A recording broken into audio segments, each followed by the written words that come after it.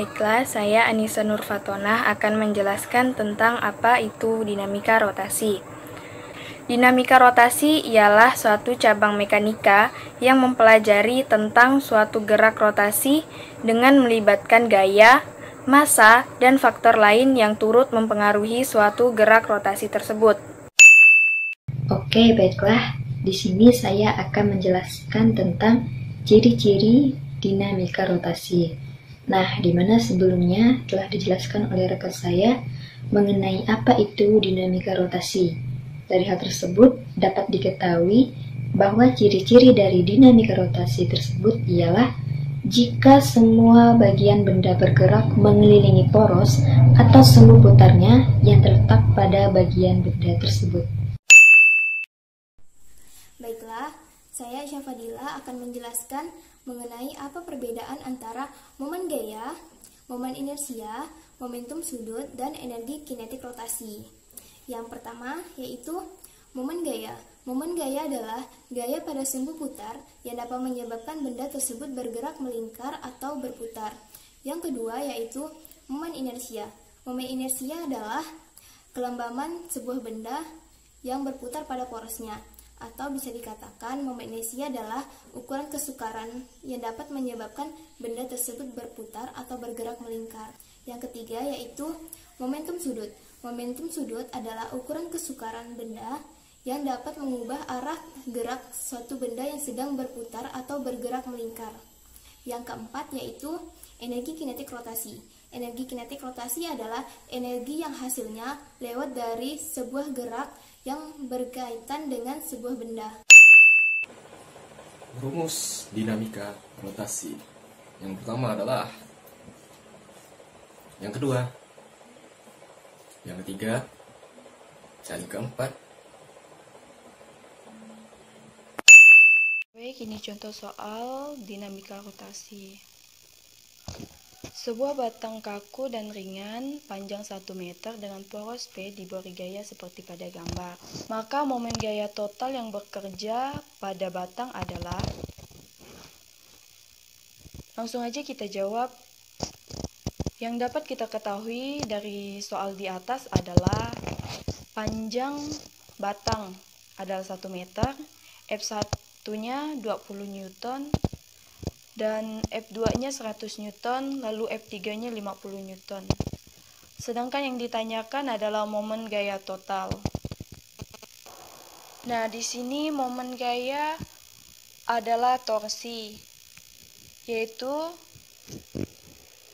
torsi sama dengan F dikali L, yang harus tegak lurus.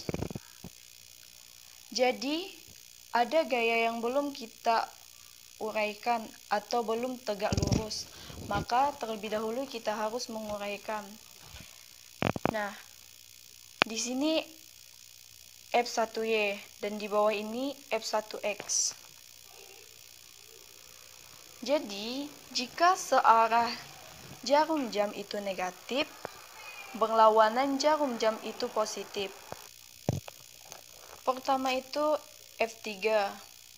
F3 dikali jarak yang tegak lurus terhadap P adalah setengah meter.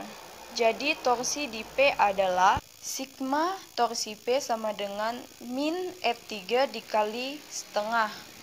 Lalu F2. F2 jarak yang tegak lurus adalah total panjang batang, yaitu 1 meter. Maka min F2 dikali 1.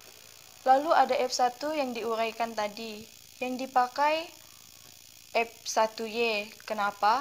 Karena F1Y ada jarak yang tegak lurus terhadap P.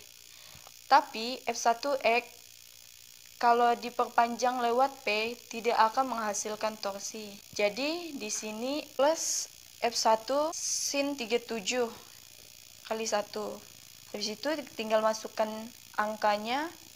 F3 itu 50 dikali setengah min 100 F2 dikali 1 dan F1 20 dikali 3/5 kali 1. Maka dapatlah hasilnya min 113 Newton meter. Berikut adalah contoh soal kedua.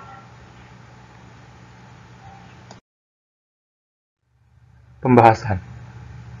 Yang pertama, kita perlu menganalisis katrol untuk mendapatkan persamaan pertama. Lalu menganalisis M2 untuk mendapatkan persamaan kedua. Lalu, kita menganalisis M1 untuk mendapatkan persamaan ketiga. Setelah itu, kita eksekusi persamaan 2 dan 3 sehingga mendapatkan persamaan keempat.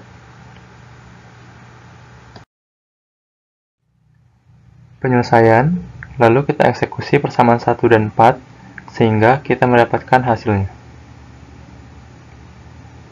Jadi, percepatan gerak kedua massa benda tersebut adalah 4 meter per sekon kuadrat. Langkah pertama yang harus kita lakukan yaitu menempatkan kunci Inggris pada sebuah baut. Nah, baut ini yang akan dijadikan sebagai titik poros. Kemudian saya akan melakukan pada jarak antara titik poros ke titik kerja gaya. Ini titik kerja gaya tangan saya ini sepanjang 11,3 cm dan gaya yang akan saya berikan sebesar 5 Newton. Pertama-tama kita akan memutar sistem ini berlawanan arah jarum jam. Oke, seperti berikut ini.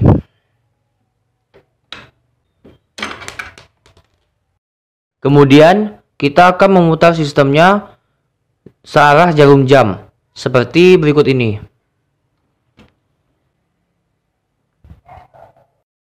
Selanjutnya, saya akan melakukan percobaan seperti tadi, tetapi memakai jarak antara titik poros ke titik kerja gaya sejauh 13,6 cm.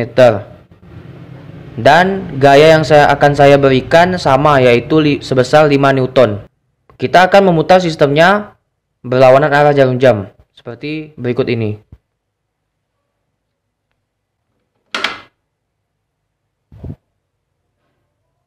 Nah, kemudian saya akan memutar sistemnya searah jarum jam seperti berikut ini.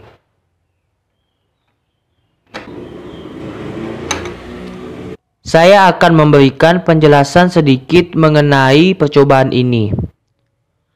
Pada saat sistem berputar berlawanan arah jarum jam, maka baut ini akan menuju ke atas atau keluar, yang berarti momen gaya atau torsinya akan bernilai positif.